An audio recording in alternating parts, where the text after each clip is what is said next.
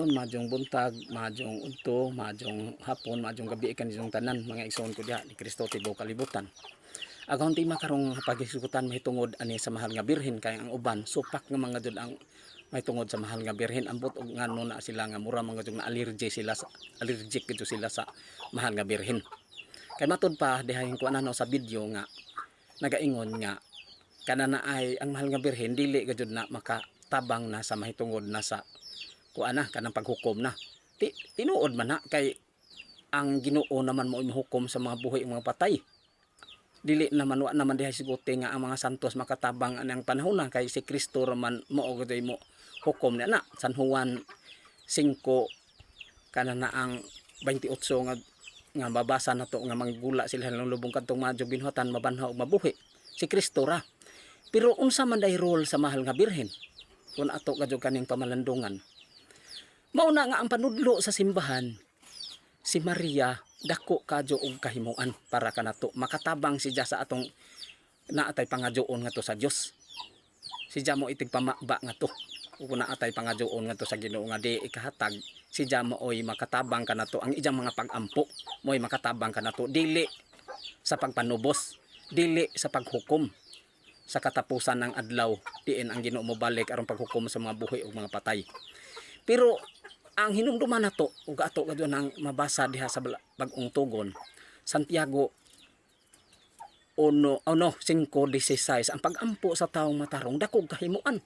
Nasama sa gihimo dito ni Hesus sa unang milagro nga gihimo dito sa kasalskana di naghimo si Jagbino nga miingon si ang mahal nga birhen dako man ato gikatabang kay ingon ang mahal nga birhen nga kanana ang wa na sila bino unsa may nahitabo adto nga naghimo man ang Ginoo og bino pinaagi kanila sa ato padako ang mahal nga birhen dako og kahimuan. Busa mga isuon ko dihan ni Kristo sadyop kanang moingon nga ang mga isuon nato nga dili ang mahal nga birhen makatabang siya sa gikaingon ko na pinaagi sa iyang mga pagampo kuna atay pangadyoon sa Ginoo. Kay ang sa gikaingon ko na Santiago 5:16 pagampo sa taong matarong dako kahimuan unsa sa panultihon kapitulo 15 versikulo 9 ngadto panganis 29 nga ang pagampo sa taong dautan kasilagan pero ang pagampo sa taong matarong malipay ang Ginoo ug magampo ang taong matarong. Diya hinumduman po nato si sa panahon ni kanang propeta Job si Bildad Sopar si Elipas ug si Bildad Sopar didiretso sa Dios. Wa dungga sila kay makasasala man. Giingnanin sila sa Ginoo nga pagkuha og 7 ka turong baka o 7 ka karniro og gihatag kining Job kay ang adyang mga pagampo mo yung dunggon og dili ingjo. Tanawa mga igsoon ko diha ni Kristo. Job 42:8. Klaro kaadyo nga ang magampo sa taong matarong dako kahimuan. Unya mauna nga ang mahal nga birhen dako gadyon si jag nahimo para kanato kay wa pa siya mutuo sa mensahe sa anghel nga si Gabriel ug wa pa siya mutuo sa Ginoo wa unta tay manunubos. Hinumduman nato nga og butonon na dako ang mahal nga birhen og gikatabang para sa atong kaluwasan dinhining kalibutan na. Kay pinaagi sa iyang pagtuman sa mga sugo sa Ginoo nahimo si iyang instrumento sa bag-ong kasabutan. Kay maton pa diha sa Hebreo kapitulo 10 versikulo 5 sa dadyo ng anhe ni Kristo sa kalibutan miingon siya sa Dios dili ka buot sa sakripisyo o mga halad nga apan giandaman mo ako og sa kalawas kinsa mang lawasa ang but pasabot ni San Pablo ang mahal nga birhen kay diha man ni diyang nagpakatao sa diyang sabakan ang ikaduhang persona nga mo si Hesus Kristo pinaagi sa lalang sa Espiritu Santo. Lucas 1:28 ngadto panganis kanang 35.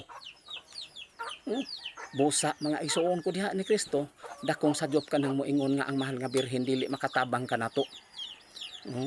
Nga nabagoy pangadyoon sa inahan ug dili ba itahatag sa kanana ang anak.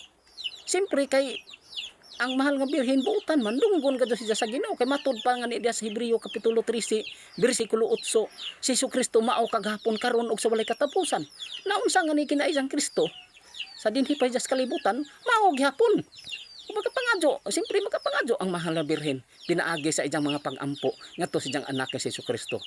Busa dili kita angay motuo anang mag-ingon ana nga ang mahal nga birhen dili makatabang kay naa man tay mga basihanan ana sa balang kasulatan bisan dili mabasa litra por litra kun ato lamang na pamalandungan. Kaya ang mahal nga birhen dako man haduol man siya sa Ginoo. Mao na diha kita mga Katoliko kinahanglan ta magtuon nga kasagaran ra ba po nato nga kada na ang katupong madani sa ubang mga pundok katupong mga kuwagay baw. Oh. Mao man ay kuan, mao man ay kasagaran nato nga kita pod wa po ta magpakabana. Jagwalihan taglain mo ingon aradeng sa Japan ning Katoliko. Mauday kana ingon ana. Mao na diha nga kita magtuon ta mga igsuon ko diha ni Kristo. Dili kita angay mutuo nya ang mga panudlo sa uban nga ang mga santos uban pang mga panudlo sa simbahan dili angay tuuhan. Naa diha sa tinuod nga simbahan ang mga panudlo mahitungod sa mga tinuod nga pagtulon-an sa Ginoo nga iyang gibilin diha sa simbahan, naa diha sa simbahan nga Katoliko. Busa mga igsuon ko diha ni Kristo, manghinaoton ta ko nga mensahe nga inyong nadungog nga unta injo unta ning kapuy-an sa inyong tagsa-tagsa ka kinabuhi. Amen.